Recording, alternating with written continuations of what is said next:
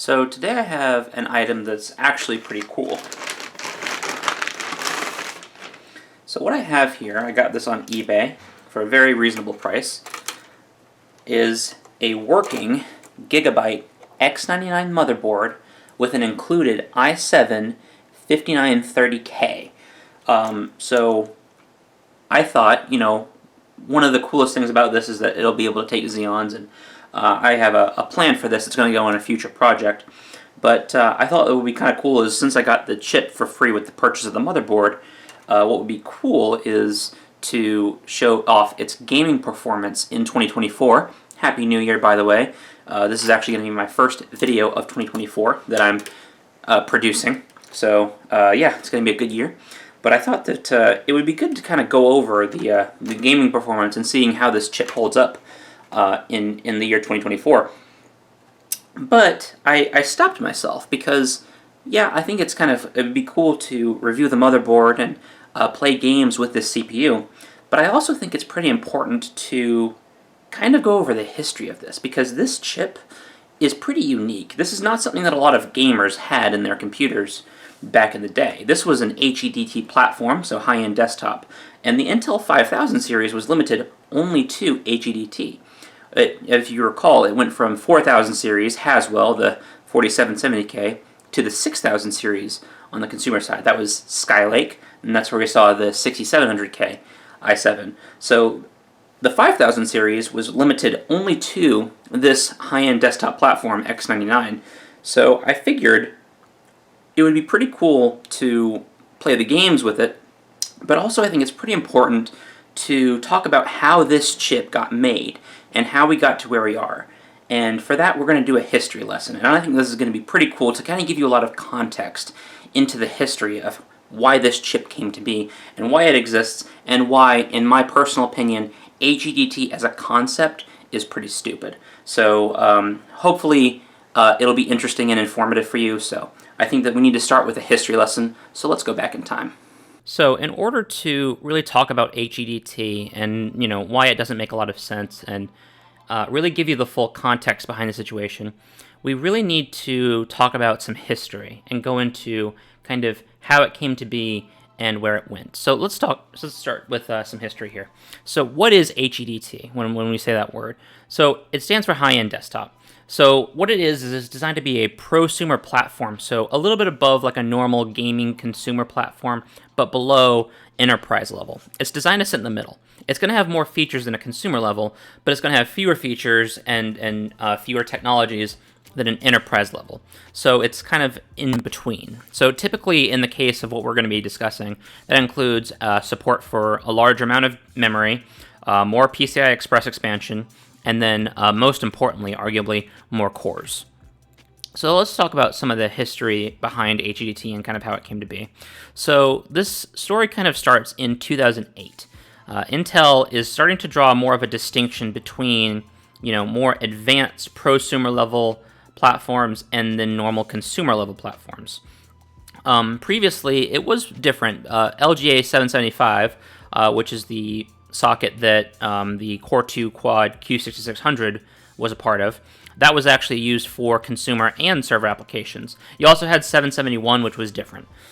So let's not really get into that. But what we can see at this time in history is that the market is starting to change. We're starting to get into more kind of cloud computing, more server-based workloads.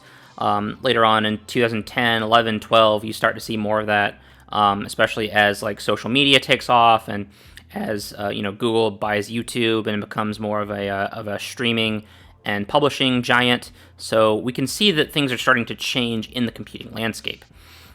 Intel comes out with a brand new socket, and it's about a doubling of the pins, not quite double, but close to it.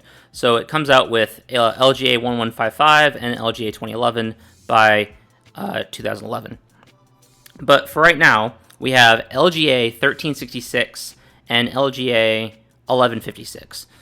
So these provide more memory and PCI Express expansion, but most importantly, more cores.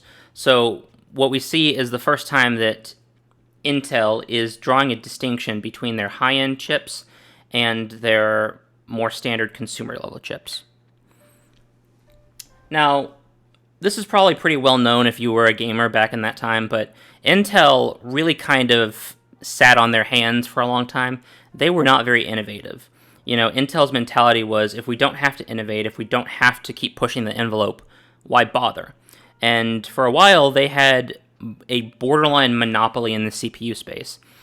They sat on 4 cores as their top-end consumer chip SKU for about 6 years. So in 2011, we got the 2600K, and then in 2017, we got the 7700K.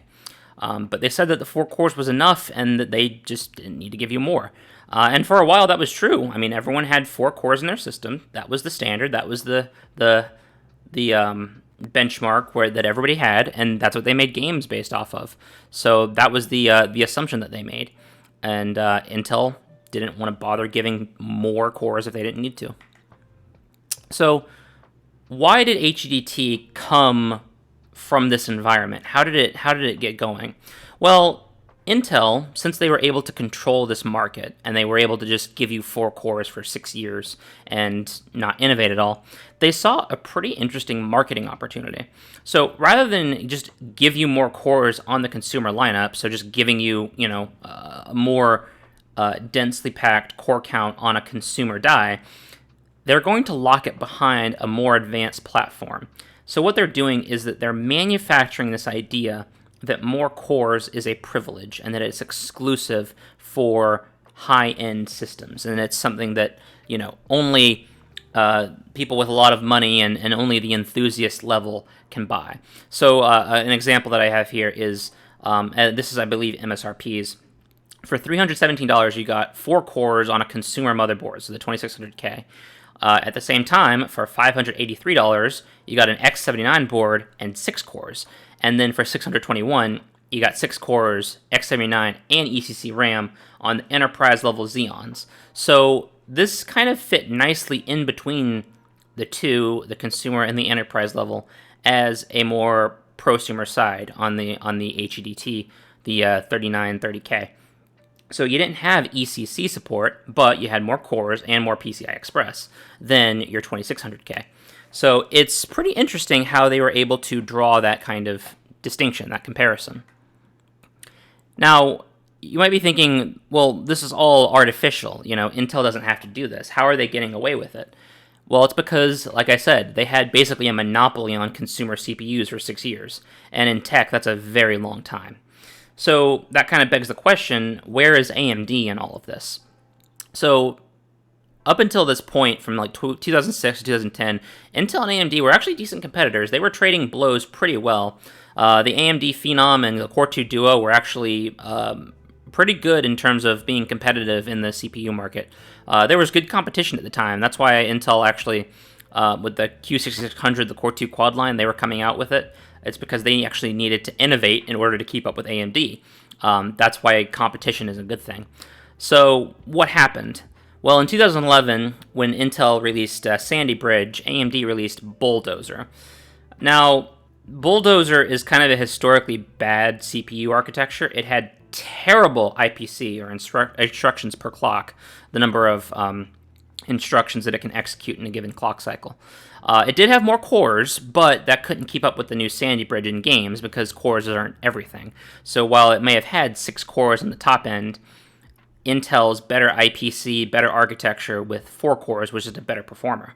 And then they actually tried to iterate on this with the quote-unquote machine architectures, and they had never helped. So they actually tried to iterate on this a couple times with eventually Pile Driver, Steamroller, Excavator, a couple different iterations of this same thing from 2011 to 2017, and actually this really bad performance for 6 years for AMD almost drove them to bankruptcy. But as we know now today, that they actually were able to return to being competitive. So basically, AMD did not present any sort of a competition to Intel for those 6 years, so Intel was basically allowed to do whatever they wanted. So since AMD wasn't really a threat, Intel was able to basically go unchecked in the market. If you had a gaming PC, you had Intel for those 6 years, and Intel said you can only have 4 cores.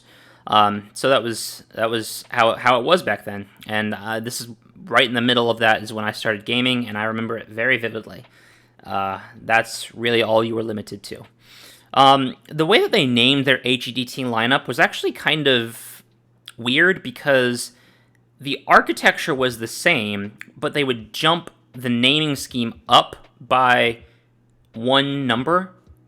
I don't know why, because the subsequent numbers were already higher, so I don't know why you needed to do that. So for example, if we're just talking the Sandy Bridge architecture, you had the i7 2600K, very well-known chip, but then the corresponding chip to that was the 3930K.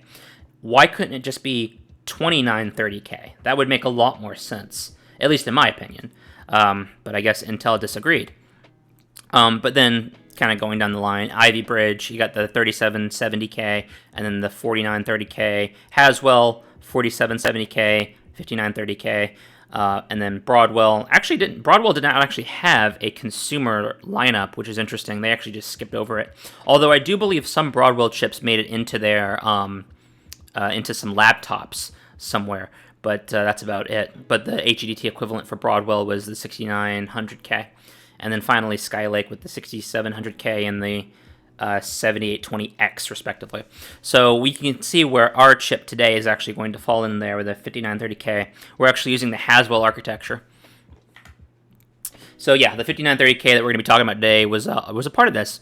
6 cores, 12 threads with a base of 3.5 gigahertz, and it turboed up to 3.7 gigahertz. Now it's Haswell Silicon, the same thing as the 4770K, but this was part of the Haswell E lineup. Fun fact for you, Haswell E, so the 5930K, was actually the first lineup of CPUs to use DDR4. So this was the first instance of Intel switching a CPU to the DDR4 memory standard. Pretty cool. So you could actually run Haswell on DDR3 for consumer and DDR4 for HEDT. So if you had a 4770K, the consumer one, you were still stuck on DDR3, but if you bumped up to the prosumer one, the HEDT 5930K, you were able to go up to DDR4. And that's another example of how Intel was able to put these advanced features behind a paywall. There's no reason the memory controller couldn't handle DDR4. There's absolutely no reason at all. They could have done it if they wanted to. But again, they're trying to lock off features and sell them to you for more money. That's just how they did things. So that's kind of how HEDT was able to go on for so long, about 6 years. But what ended up happening? So the pivotal year that we need to analyze is 2017, the year I actually started college. That was kind of where everything came to a head. Basically, in 2017, Intel released the 7700K, and that's their last time using 4 cores for their top-tier consumer chip. But the big news that happened is that AMD comes back with Ryzen, their kind of Hail Mary. And Ryzen, as we know, took off. It took them a couple generations, but they improved on it, and today Ryzen is a very, really good at competing with Intel. They are constantly trading blows for who has the fastest gaming CPU. Today it's a very good time, but back then it was very uncertain. But AMD came out with their first generation Ryzen, and while their first generation Ryzen wasn't going to beat Intel, AMD did solve a lot of their problems, and it was a great value option. So it was actually, if you were a budget gamer, first-gen Ryzen was fantastic. It had some growing pains, of course, but it was very good for low-end gamers. Historically, the Ryzen 3 1200 with 4 cores and 4 threads, so the same as like an i5. I think it would have been the i5 7600K, I believe. That went for $109 MSRP. So it was a great option if you wanted to get into some gaming for pretty cheap, because AMD was showing you that cores were not a luxury. And then, of course, on their top end, AMD doubled the cores of Intel. So while the 7700K had 4 cores, the 1700X from AMD had 8 cores.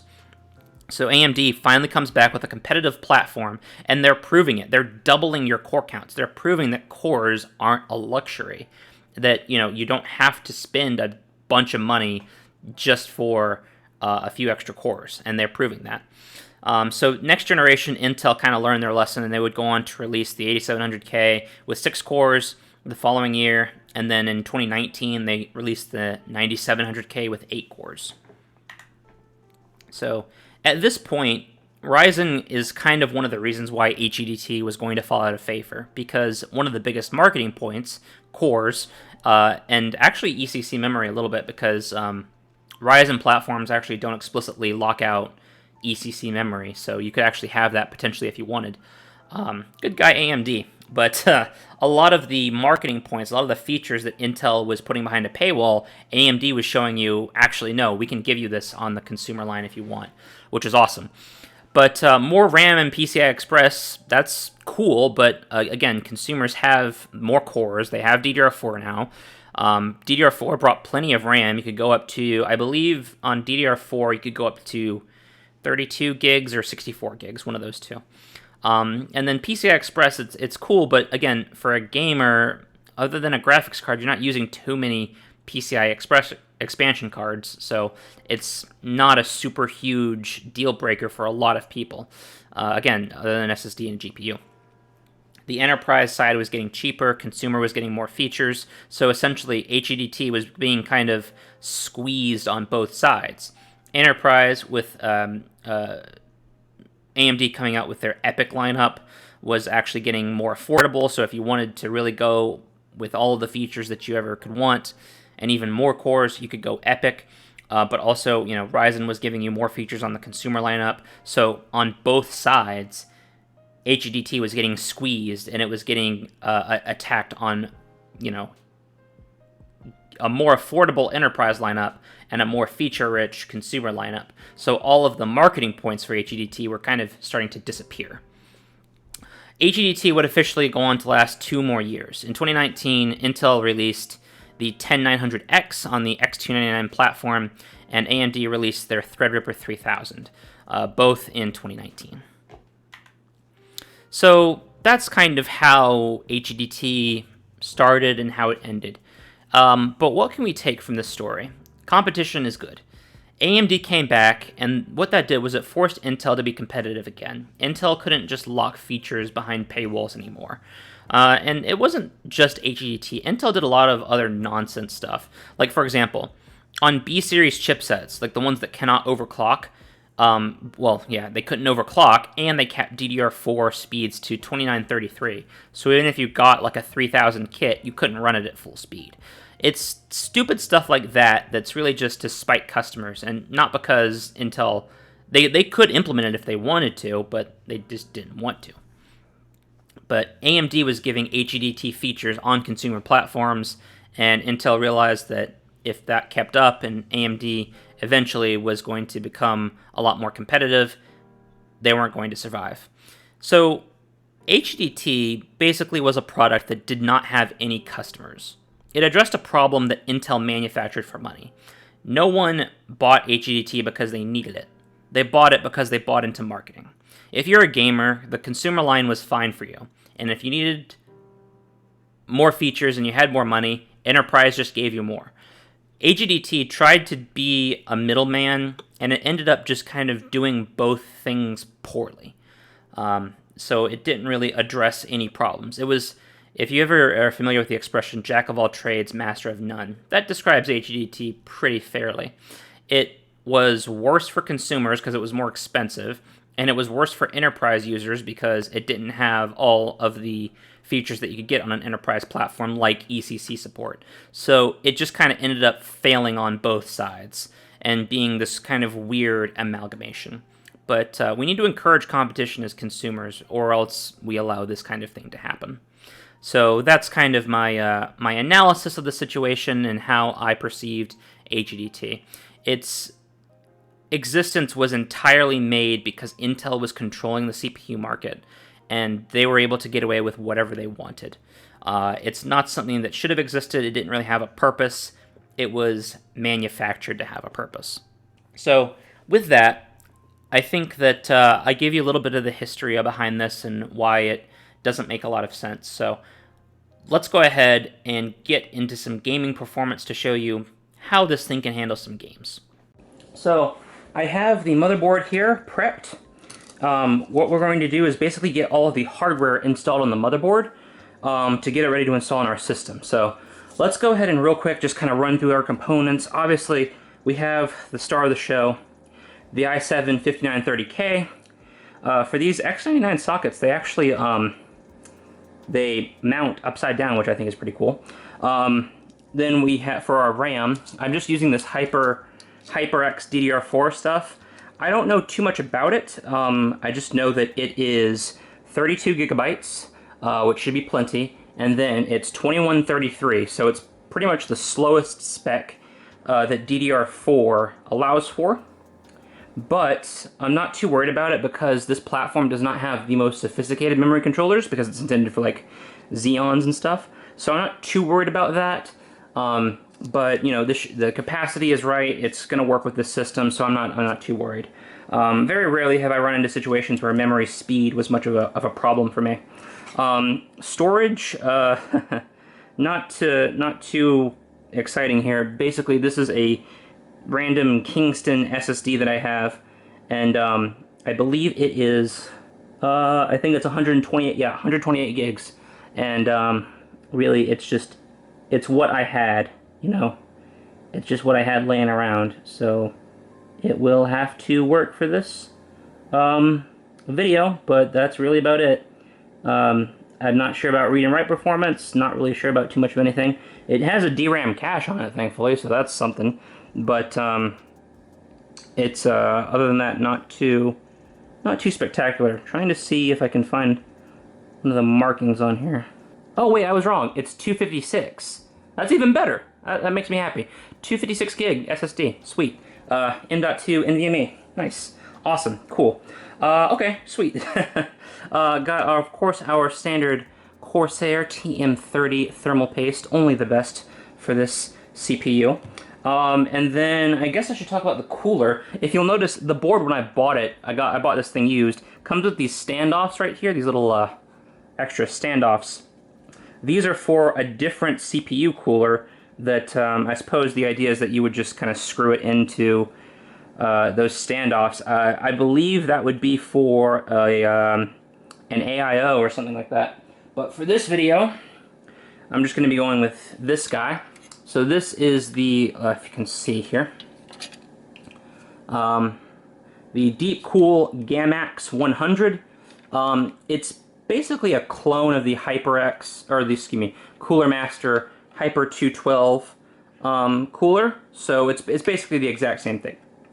The performance is good. I have used this same cooler on my personal rig before, and it's fine. You can see at the bottom actually, the copper heat pipes have direct contact with the CPU, which is pretty nice. So I actually have no worries about this thing being able to cool the CPU properly. But to be honest, the CPU isn't going to be running at high enough clock speeds to really thermal throttle anyway. And then also, I'm not overclocking it as well. So there's really no variables here that are going to lead to any sort of instability or throttling or anything like that. I kind of figured it would be kind of neat to go over this motherboard because this is a pretty sophisticated high-end board, for at least for the time. So that's pretty neat. So back in the day, this these 7-segment displays to show you postcodes were pretty cool. And then you have these toggle switches here for, it looks like, well, these push buttons are for CMOS and DTB. So that's probably something, I imagine one of these, I don't know which one, but one of these is probably a BIOS flashback. And I guess these dip switches here are for maybe switching between two different BIOS, or if it gets corrupted or something. I'm not entirely sure. I didn't, probably should have looked up the manual for this thing actually. So yeah. And then got our 24-pin power connector, of course. I like how this thing is made for a test bench, so you actually have a proper power button on there that you can use if you want to. 24-pin power connector. This thing right here, it's called 8. Oh no, 8. That's not what that is. I don't know what this connector is called, but I haven't seen this a lot. Is this a? Oh, okay. It's a SATA connector for it's a SATA power connector. That's interesting. So these ports right here, these are for SATA data. They carry data to all your SATA drives that we have. Let's see. 10, and then this one right here looks pretty small. That does not look like Firewire. I don't know. Maybe that's a smaller version or something. I'm not sure. But 10 of these connectors, and then we have a supplementary SATA power connector right there. I'm assuming that's to help power all these? I don't know. Why would you need SATA power on a motherboard? Interesting. Maybe it's just for supplementary power for the controller or something. I'm not sure. You can see the chipset has very robust cooling on it, this very heavy heatsink, just because this is intended to be a an enthusiast level overclocking board. So that's interesting. Got all of your stuff here at the bottom for your connectivity. You got 4 PCI Express 16x slots, and then 3 1x slots. And then if we look at the back, you can actually see that 2 of those 16x slots are 16x electrically. And then the other 2 look to be, that looks like 8x electrically for the other 2. So you're not going to run all of these at full 16x speeds, which makes sense. That level of connectivity, that level of bandwidth to the CPU would have been unprecedented at the time, but I mean, this was still a lot, don't get me wrong. And then of course all your 1x slots are just 1x slots, so a lot of connectivity here, that's for sure. And then the last thing that I think is cool is you can see that we have a laptop chip for Wi-Fi, which is pretty neat, and then it runs all the way up here with these little wires to your little antenna modules up here. When I bought this thing, it did not come with antennas, so I'll have to get some for that eventually, but I'm not worried about Wi-Fi. This is going to be hardwired anyway. In terms of your connectivity, your I/O on the back, this thing is chock full of stuff. Check out all that good stuff. So you have 2 USB 2.0 ports, PS2. I love that they still have PS2 on this like enthusiast tier board. That's badass. OC, I assume that means overclock. F. I don't know what F is. F. Well, that's an F button. I'm not sure what that is. Oh, maybe flash? Maybe flashback? BIOS flashback? Flashing back a corrupted BIOS to a new one is something that you can do on some enthusiast level boards, so I would assume that the F maybe stands for flashback.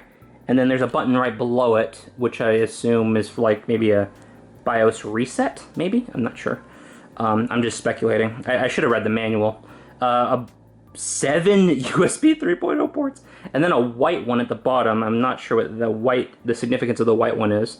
I guess we'll see. And then we have 2 LAN ports, Ethernet ports. I assume both of those are just gigabit. 2.5 gigabit in 2014 would have been pretty rare. Standard headphone microphone jacks as well. But that's a freaking lot of connectivity, man. It's crazy.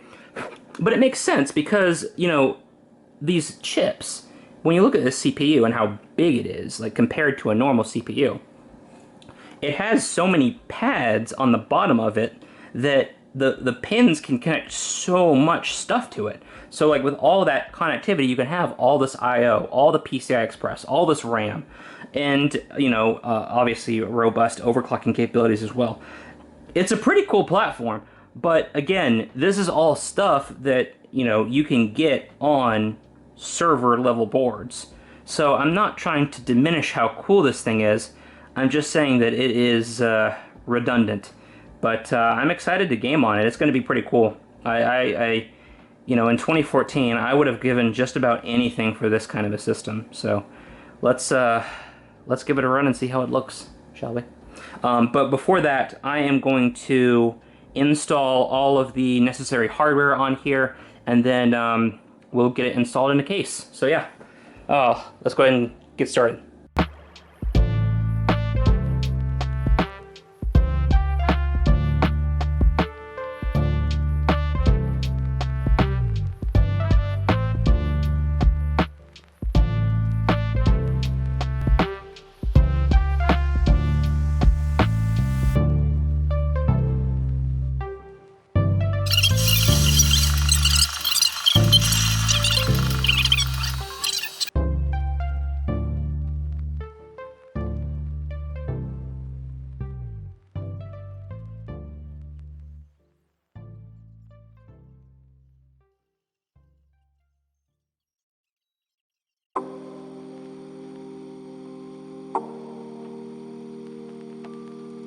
I'm actually in a new apartment now.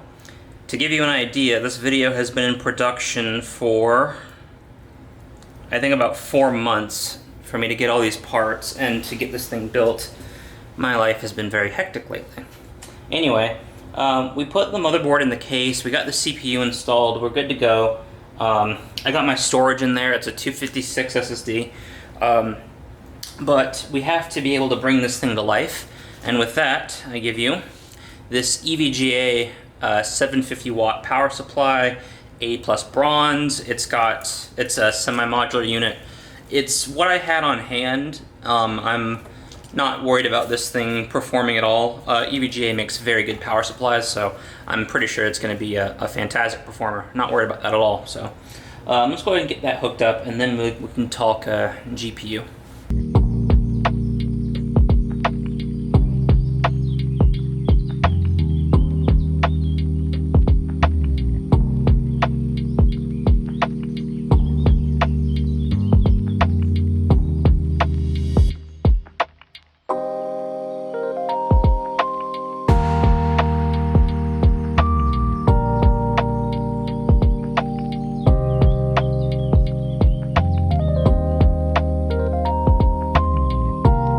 Went ahead and got the front panel hooked up at the bottom, but I thought this was kind of cool.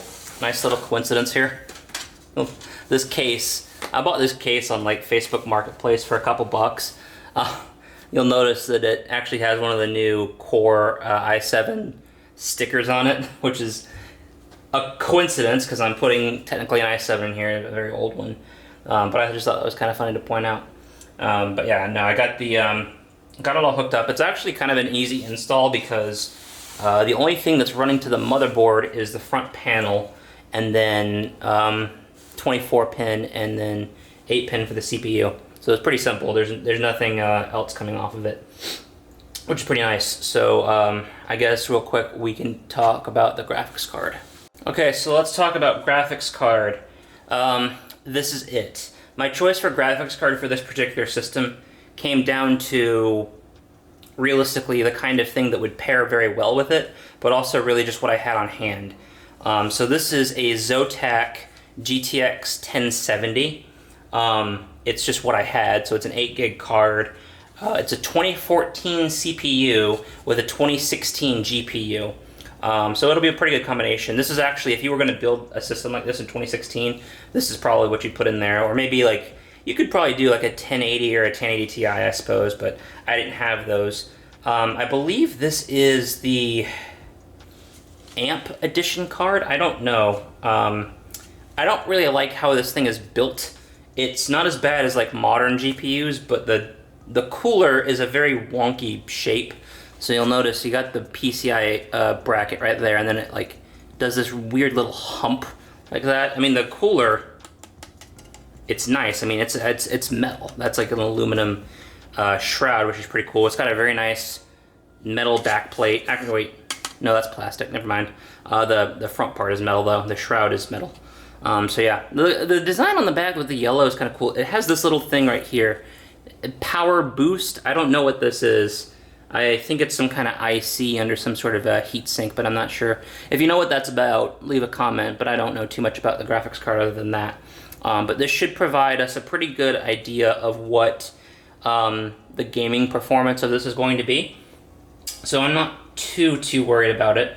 Yeah, so I think we'll be in good shape. Obviously, if I really wanted to stress the CPU, I'd put something in here like maybe a 3090 or something to basically ensure that there's no possibility of a CPU bottleneck.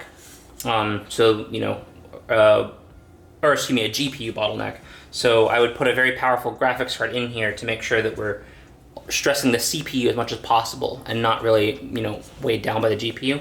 But the problem with that is I can't afford one. So this is what we got, and this is what we're going to work with for this video. So that's kind of how it is. Is this going to fit into the top slot? I don't know.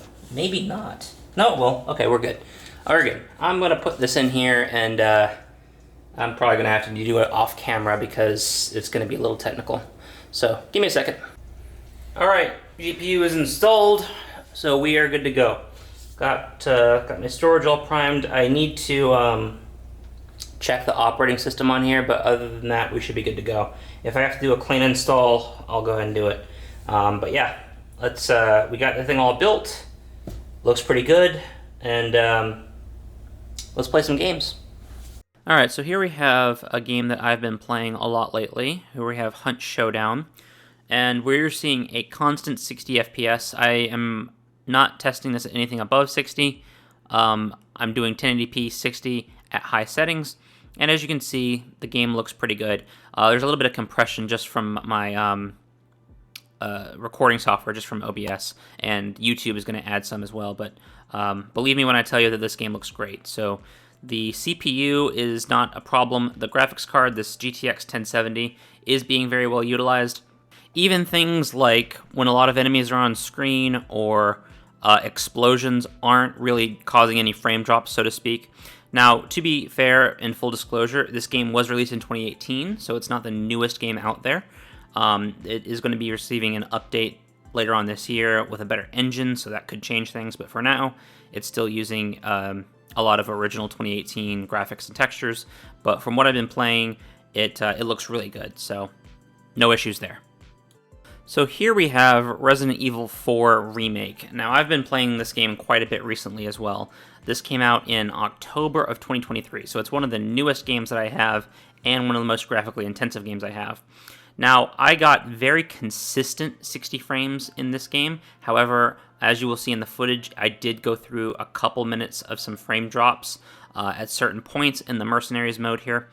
Most of the performance drops came when there were a lot of enemies on screen. Explosions didn't really cause too much of a hiccup, although I did maybe a little bit. But when there were a lot of enemies on screen, I could tell that the system was becoming a little bit slower.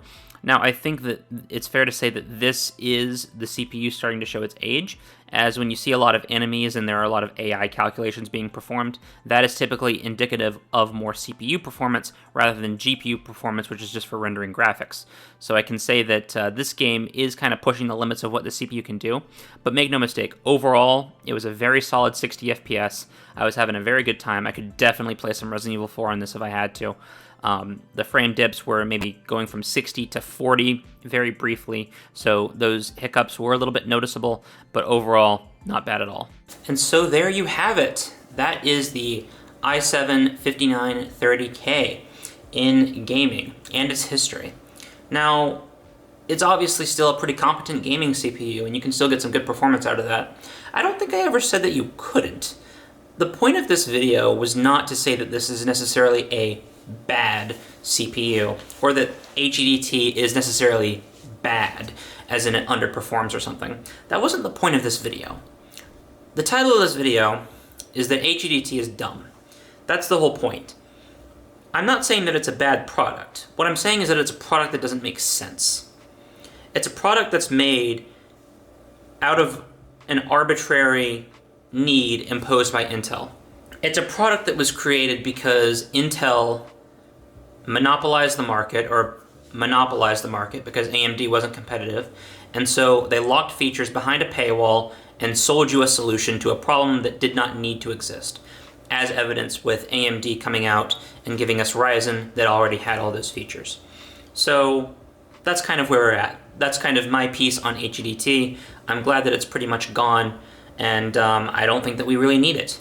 So I'm glad to see that it's kind of phased out. I'm glad to see that there's competition returning in the CPU space, that Intel and AMD are trading blows now. That makes me happy. So am I going to recommend that you go out and buy yourself one of these if you want a budget CPU? No. I'm not. So first of all, it's Haswell, so it's pretty aged. It's about a decade old at this point. I would not recommend that for you at all. What I would recommend is getting a used Ryzen CPU. So I would recommend probably the 2600 or the 3600, or maybe the 5600 if it's affordable. But with that, and especially the cheaper motherboards, you're going to do a lot better. You're going to get more PCI Express, well, maybe not quite as much, but you're going to get M.2 support. You're going to get higher speed DDR4 support. You're going to get a lot more features out of a modern motherboard than you would an antiquated one, like 2.5 gig networking. and things like that. So there's going to be a lot of things that you are going to get from a newer platform than you would get with a decade-old one. Additionally, X99 motherboards, if you want brand name ones that are going to support an i7 class CPU, are still quite expensive. I believe they're going for between $100 and $200 for a decade-old motherboard that isn't guaranteed to work.